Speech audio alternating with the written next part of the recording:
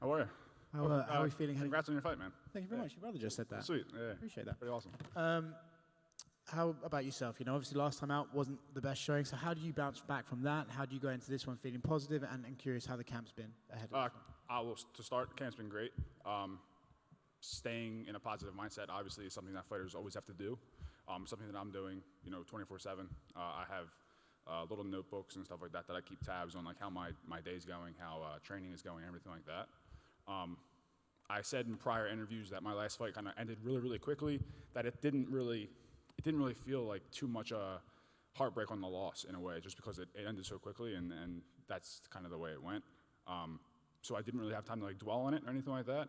I had more time to worry about my face and all that stuff, and just worry about the next fight. So just staying in a positive mindset as always, and looking forward to Saturday.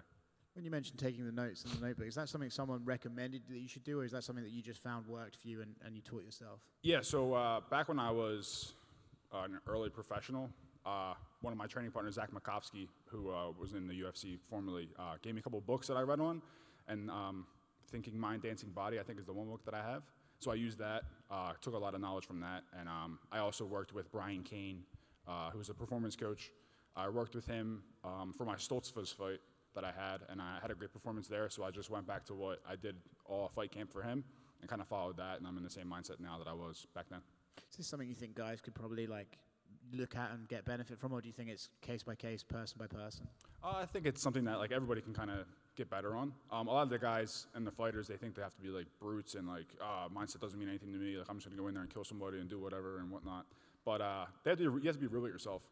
You know, it's nerve-wracking going out there and fighting in front of fans, and you have to go out there and perform. Some guys can turn it on, and some guys can turn it doesn't turn on. So I think it's just very tough for fighters to deal with and then just admit to themselves that they need it.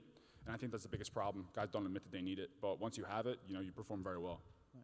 Saturday against Eryk, how are you thinking this fight's going to go? Are you expecting a big stand-up, back-and-forth brawl? Are you expecting a grappling match? What are you looking at this Saturday? I'm not at all going to make it a brawl. I don't want it to be a brawl. The more it's a brawl, the more it plays in his favor. I have to be technical, cool, calm, and collected, and go out there and be the best version of myself.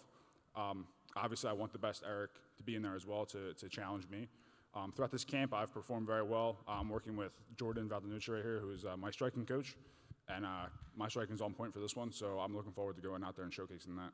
Is this a bit of a bull versus the matador sort of thing then we're looking at? I think that's how we have to make it, yeah. All of his fights, he's not very good going backwards, obviously, and that's part of the game plan. But yeah, I feel like the more pressure that I can put on him, the more he's going to break. Best of luck. Thank you.